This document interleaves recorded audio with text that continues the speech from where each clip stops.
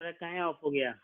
आकाश, अभिनव, आकर्ष है, आकाश नहीं है, आकर्ष, सोनी, ऑन करो। आकर्ष, खुशी,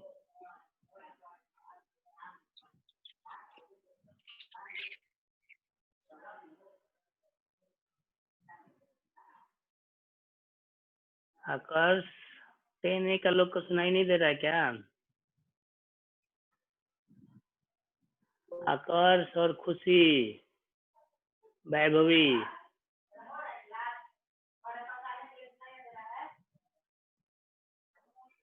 वैभवी 10H,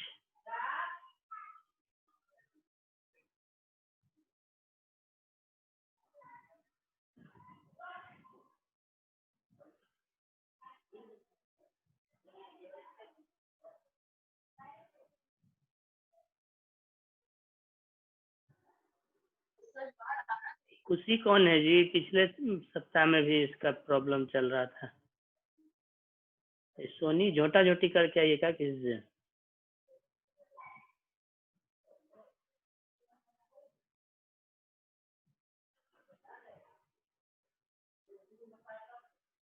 अभिनव कहाँ गया? अभिनव 10A में खुशी है ना जी? Yes sir.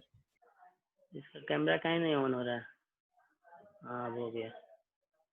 सोनी, सोनी कुंवर कौन है?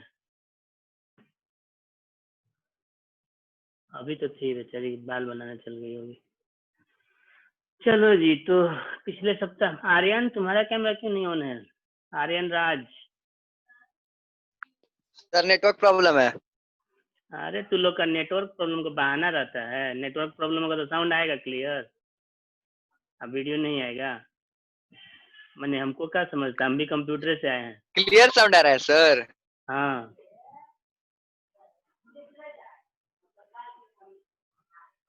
कैमरा ऑन कर।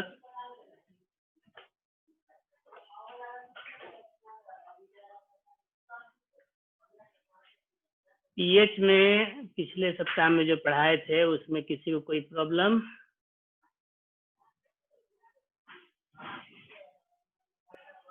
No, very good. मोलैरिटी बताओ तो क्या होता है शिवम?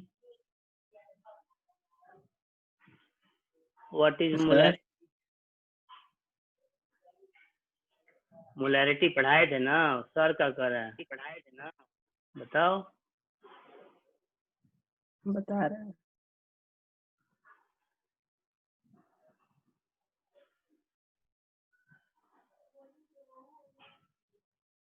बताओ, वेट कर रहे हैं।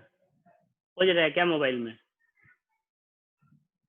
मोबाइल नहीं लेकर बैठे हैं। लैपटॉप बैठा है ना, तो और अच्छा है, आसानी से खोजा जाएगा। इतना यहाँ पे नेटवर्क मिल रहा है। तो आ बताओ। गए तो गांव पर ना। सबसे पहले तुम ही बोले हो कि ना कोई प्रॉब्लम नहीं है। बताओ मोलैरिटी।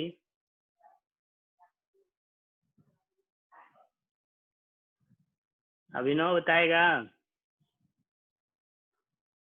सर कौन सा चैप्टर पढ़ा रहे हैं? सेकंड थे पिछले सप्ताह में कि नहीं?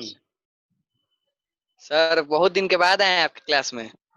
तब तो तुम इम्पोर्टेंट टॉपिक मिस कर गए। पीएच पढ़ा रहे थे, अब पीएच में थोड़ा सा हम एडवांस बताए हम थे। पढ़ लेंगे, हाँ, पढ़ तो लेंगे। अभिनव मोलैरिटी याद है? अभिनव, अर्पिता, कोई बताओ। आज तो बहुत सर मोलैरिटी। हाँ, molarity. Sir, the number of moles present in 1 liter of solution. Sir number of moles, हाँ बोलो।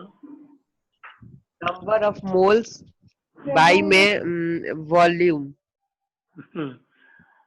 मैथमेटिकल एक्सप्रेशन बता रहा है। अर्पिता फिर से बोलो। Sir, the number of moles present in 1 liter of solution is the number of moles of what? atom. Sir number of moles of solute. हाँ, very good, अभी पूरा हुआ। The number of moles of solute present in 1 liter of A solution is called molarity. It is represented by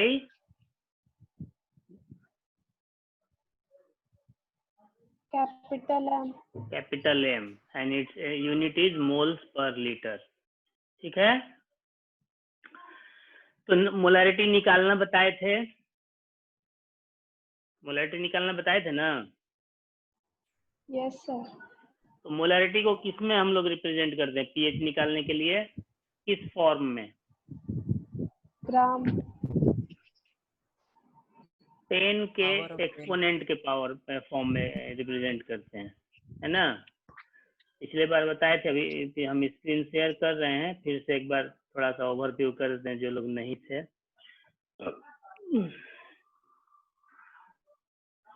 Rishu Kumar कौन है जी? टेनजी है ना, ऋषु कुमार टेनजी में? Yes sir. Yes sir है। ओके, तो मोलारिटी हम बताए थे कि number of moles of solute by volume of solution. हाँ, ये देखो बहुत विद्वान आदमी है ये, देखो तो कितना अच्छा काम किया है।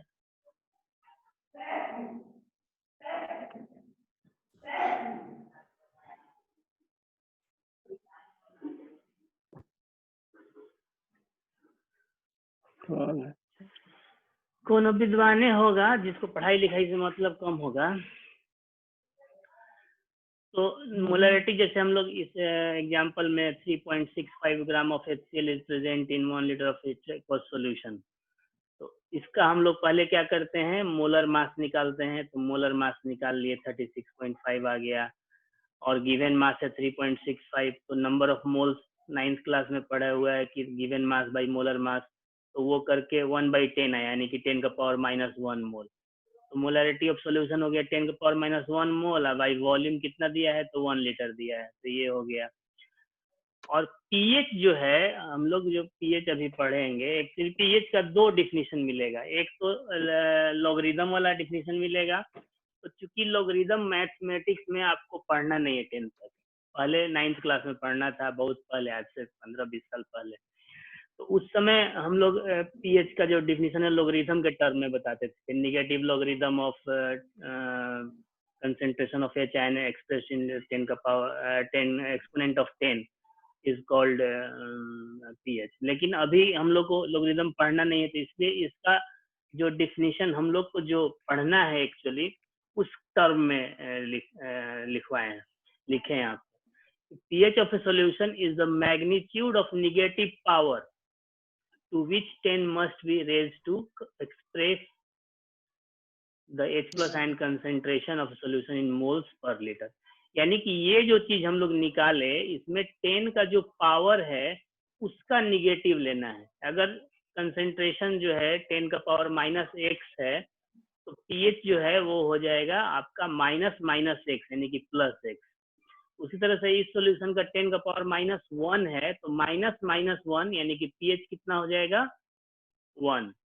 यहाँ तक में कुछ किसी को कोई कंफ्यूजन है? क्वेश्चन भी देंगे बनाने को, इसलिए अच्छा pH समझ में आ गया कि pH जो है वो 10 का पावर -1 किसका कंसेंट्रेशन को H+ के कंसेंट्रेशन को रिप्रेजेंट करेंगे, तो उसका माइनस ले लेना है।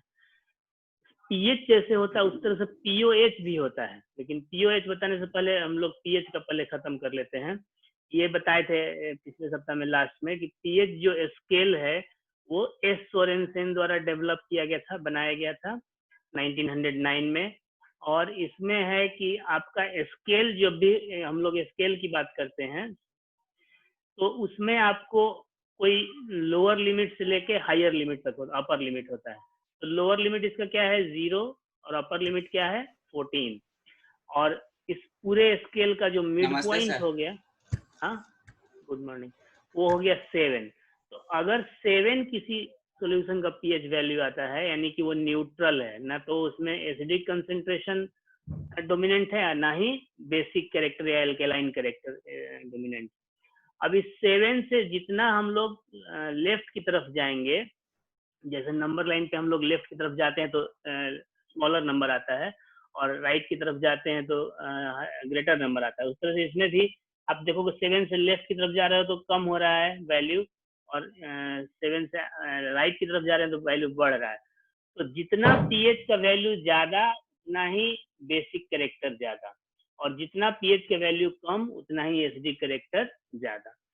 तो 7 से नीचे, चूंकि 7 न्यूट्रल है तो 7 से नीचे जो है वो एसिडिक कैरेक्टर है। अब 6 जो है वो सबसे कम एसिडिक कैरेक्टर वाला हो गया, उससे कम वाला 5 हो, उससे ज्यादा वाला 5 हो गया, उससे ज्यादा वाला 4 हो गया। तो इस तरह से हम लोग देखते हैं कि 0 जिसका वैल्यू आएगा वो सबसे अधिक एसिडिक कैरेक्टर का होगा, और उसी तरह से 14 जिसका आएगा वो सबसे अधिक बेसिक कैरेक्टर का होगा। तो जैसे हम लोग सोडियम हाइड्रोक्साइड का सॉल्यूशन अगर लेते हैं तो उसका पीएच वैल्यू 14 आएगा, और ये आपको कलर दिखाया जा रहा है। जैसे हम लोग लेबोरेटरी में जब एक्सपेरिमेंट करेंगे, कभी मौका मिला तो, अगर भगवान की दया रही तो इस साल, तो उसमें आपको एक पीएच पेपर दिया जाएगा। तो पीएच पेपर में आपको जो भी सॉल्यूशन का सैंपल दिया रहेगा उसमें उस पीएच पेपर का टुकड़ा छोटा सा डालना है और उसके कलर को ऑब्जर्व करना है। तो कलर को ऑब्जर्व करेंगे तो उसके बाद इससे मैच करेंगे कि किससे ज्यादा मिल रहा है। तो जितना पे, जैसे मान लो कि ये कलर आया, ये दिख रहा है ना स्क्रीन पे पॉइंटर, अब ये येलो आया, तो येलो का क्या वैल्यू है 3, यानी कि पीएच वैल्यू उस सॉल्यूशन का 3 है। तो कैसा कैरेक्टर है, एसिडिक है, मॉडरेट एसिडिक है, ना बहुत ज्यादा एसिडिक है ना बहुत ज्यादा बेसिक, मॉडरेट एसिडिक है। और उस तरह से अगर वायलेट पूरा हो गया, ये ब्लू दिख रहा है या वायलेट एक्चुअली होता है, तो वायलेट पूरा हो गया तो 14 यानी कि हाईली बेसिक है, पूरा रेड हो गया तो हाईली एसिडिक है। तो इस तरह से उसका पीएच वैल्यू हम लोग प्रैक्टिकली देखते हैं, ये तो थ्योरेटिकली हम लोग जो पढ़ रहे थे पढ़ रहे हैं। तो पीएच के साथ साथ पीओएच भी होता है, जैसे ये हम लोग टर्म पढ़े पीएच। अब इसके साथ साथ चूंकि हम लोग पिछले सप्ताह में डिस्कस किए थे कि कोई भी ऐसा सॉल्यूशन नहीं है जिसमें कि सिर्फ H+ कंसेंट्रेशन ही होगा, उसमें OH- कंसेंट्रेशन भी होगा। तो अगर H+ कंसेंट्रेशन को हम लोग पीएच बोलते हैं तो OH- कंसेंट्रेशन जो है, जो कि सेम तरीके से निकाला जाएगा, उसको पीओएच बोलेंगे। अभी हम लोग जो पहला एग्जाम्पल था, क्वेश्चन सुनोगे, इसमें हम टाइप भी कर देते हैं।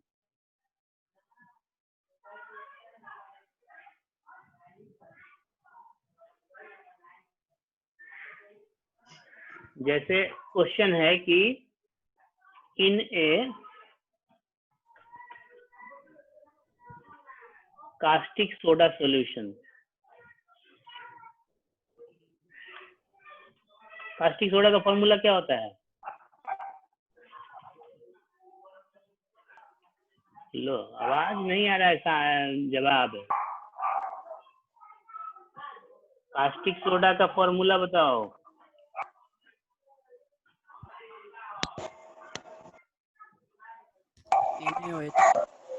NaOH, very good. So in a caustic soda solution there is 0.04 gram NaOH is present.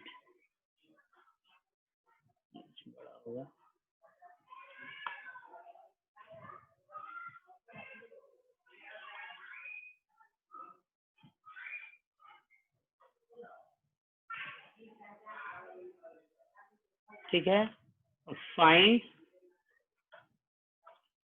pH of the, ये बनाना है आप लोगों को, प्रॉब्लम है अभी तुरंत बनाना है। सर ये तो दिए ही थे पहले ये भी। नहीं दिए थे, आपको मोलैरिटी निकालने को दिए थे ऐसा क्वेश्चन। अच्छा है ना कि अच्छा। आधा काम तो कर चुके हैं, अब उससे आप पीएच निकाल के बताइए हमको। और जो लोग पिछले सप्ताह में नहीं बनाए थे वो भी बनाए। कैसे बनाना है उसके लिए हम आपको स्क्रीन पे दिखा देते हैं, जाएगा।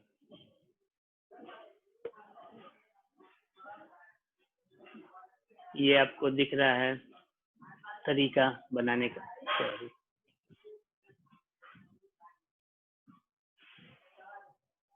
अरे अभी दिखाई दे रहा होगा।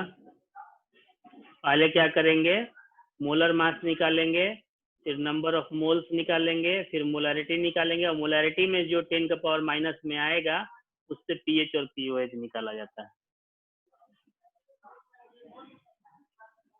सब लोग, कोई बैठा नहीं है, जिसको जिसको भी बनाना है सबको बनाना है। तो सर pH हो जाएगा 3। pH वैल्यू 3 आया, चलो यस सर। ओके, और बनाने दो लोगों को। अब pH 3 आया तो इस पे मेरा क्वेश्चन है, लेकिन पहले और 2-4 लोग को बना लेने दो, हो सकता है किसी और का कुछ अलग भी है। 3 आया, कौन कौन बनाया अभी? पहले कौन बोला? अर्पिता। Yes sir. अर्पिता का 3 आया pH वैल्यू। और कौन बोला? अभिनव कि उत्तम? सर अभिनव। अभिनव, इसका भी pH 3 आया। चलो, और पिछले बार में सोनी और डॉल्बी भी बनाई थी। सर हाँ सॉरी, बोलो। 3 pH 3 आया। चलो सर 11 11 कौन बोला? रीशु रिशु, किस सेक्शन में हो? H ओके, 11 आया। चलो, और कोई?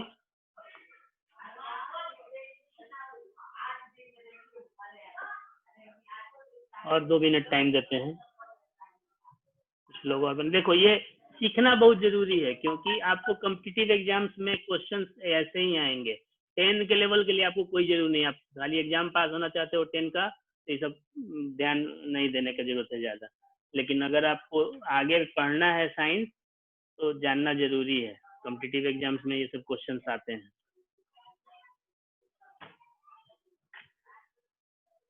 और कोई बताएगा आंसर?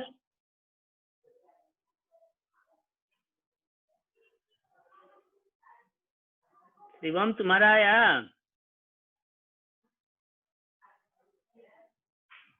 शिवम? सर 3 कौन बोला? सर नाम बोलो। उत्तम उत्तम।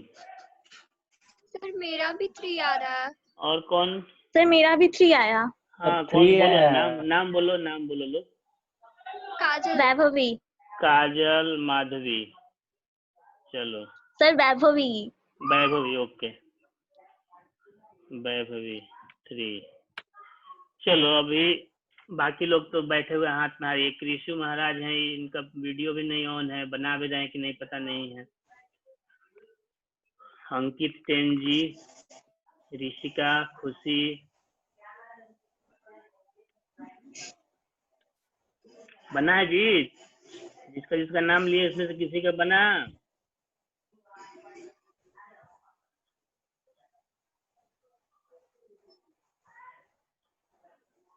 चलो, बाकी लोग को नहीं बनाने का मन है।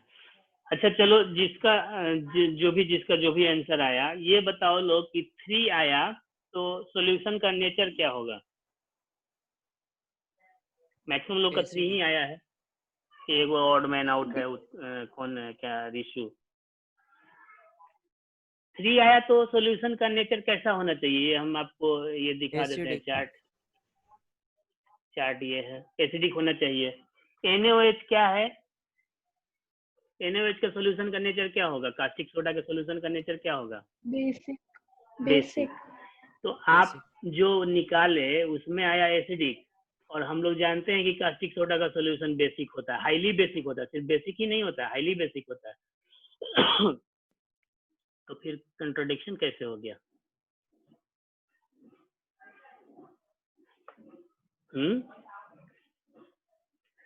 किसी के पास जवाब है? जो 11 आया उसका वो भी जवाब दे सकता है।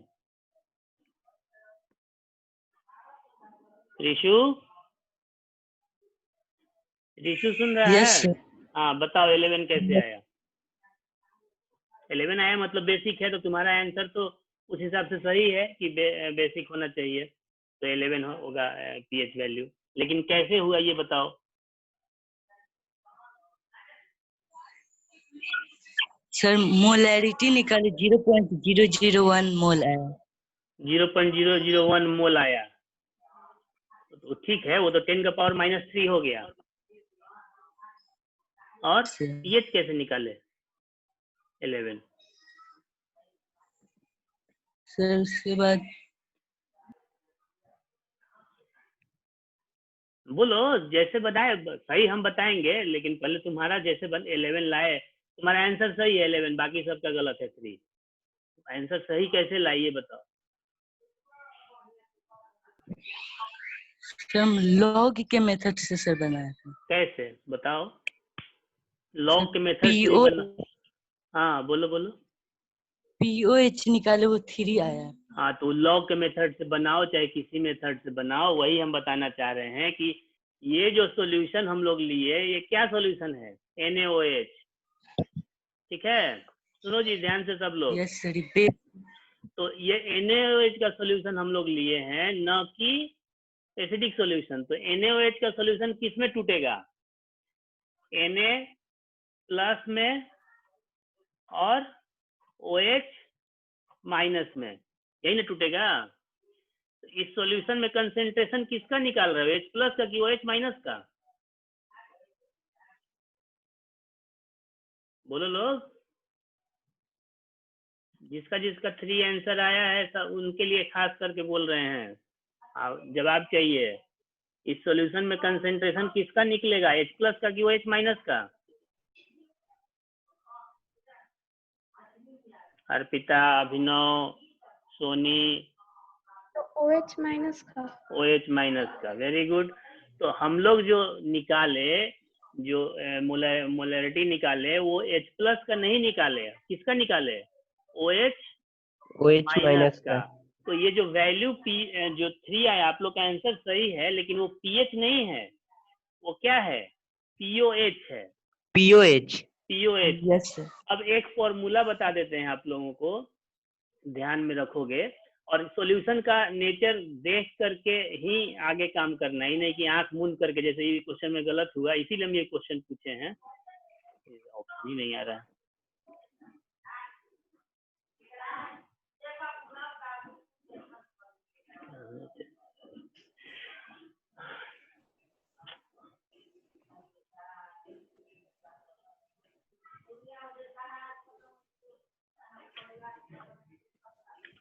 फॉर्मूला है pH प्लस POH। क्या हो रहा है,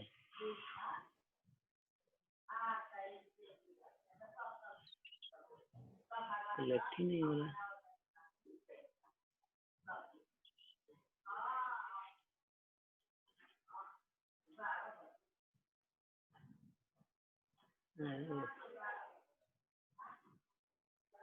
क्या हुआ सर? सिस्टम रिस्पॉन्स ही नहीं कर रहा है। ऐसा होगा।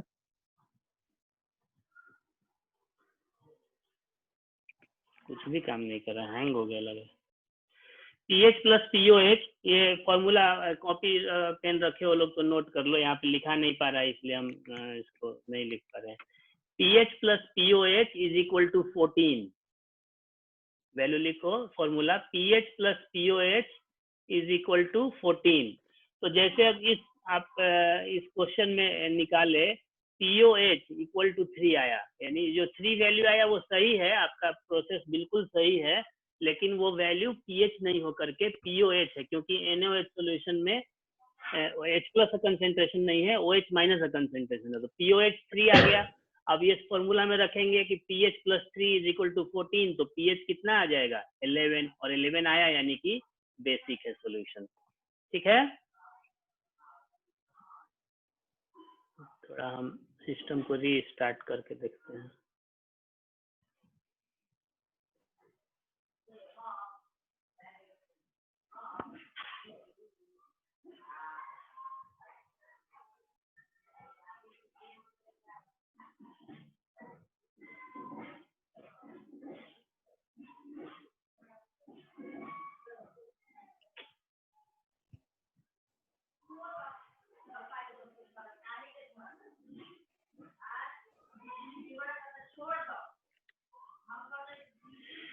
चलो नहीं हो रहा है तो हम स्क्रीन पर भी क्या आ रहा है,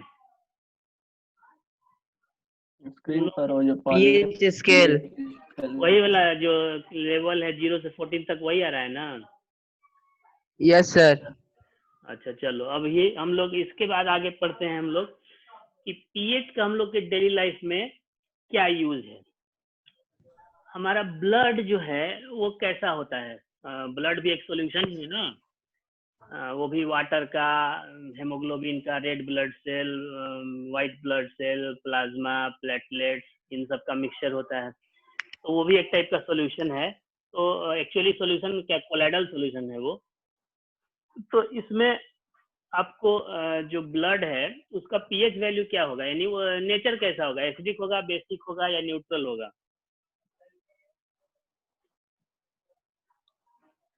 एनीबॉडी?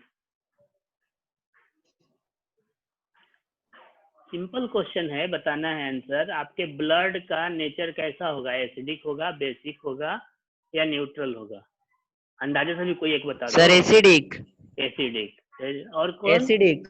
कौन बोला? उत्तम। Yes sir. हाँ, ब्लड एसिडिक नहीं होता है, ब्लड स्लाइटली बेसिक होता है।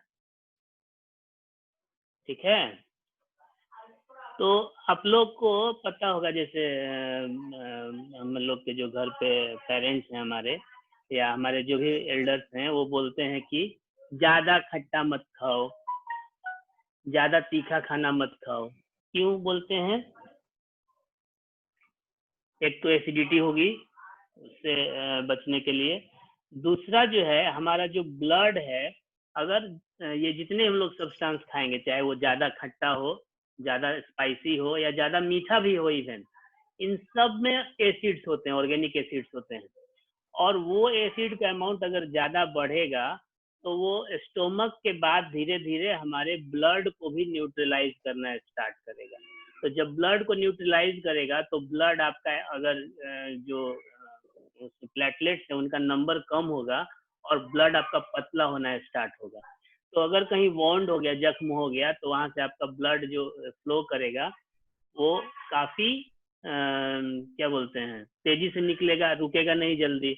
इसके अलावा जब ब्लड पतला होगा तो उसका प्रेशर भी आपको बढ़ जाएगा।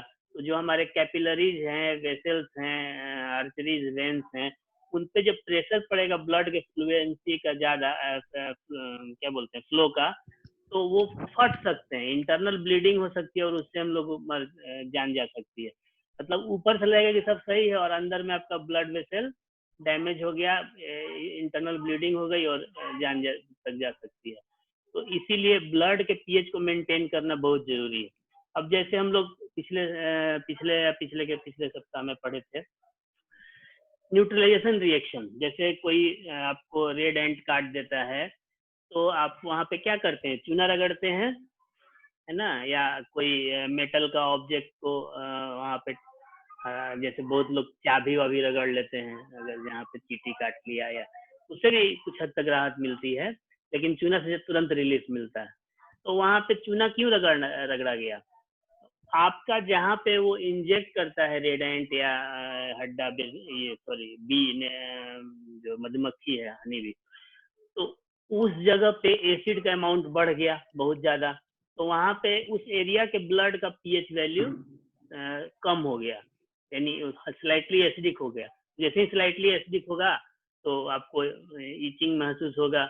वहां पे बेस को जब अप्लाई करते हैं तो फिर से वो जो पीएच वैल्यू है वो मेंटेन हो जाता है। अब आते हैं दूसरा जो पीएच का हमारा इम्पोर्टेंस हमारी बॉडी में, टीथ। हमारे बॉडी में सबसे स्ट्रॉन्गेस्ट पार्ट क्या है? फीमर। एनामेल। एनामेल किस चीज का बना होता है? टूथ एनामेल जो है वो किस चीज का बना होता है, किस केमिकल का? Sir CaCO3। CaCO3 calcium carbonate हो गया? नहीं, कैल्शियम कार्बोनेट का नहीं बना होता है। और कोई? Calcium phosphate. Very good, calcium phosphate का फॉर्मूला होता है Ca3PO4 2। अभी तो ये काम नहीं करने लगा तो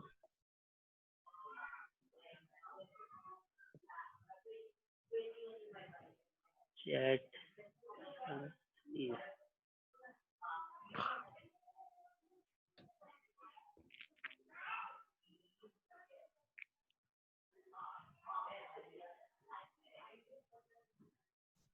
एगो बीच में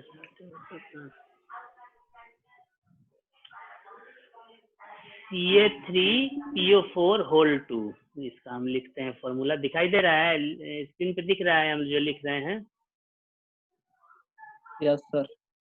ओके, तो CA3PO4 फॉस्फेट हो गया होल 2, ये कैल्शियम फॉस्फेट, ये कैसा सॉल्ट होगा?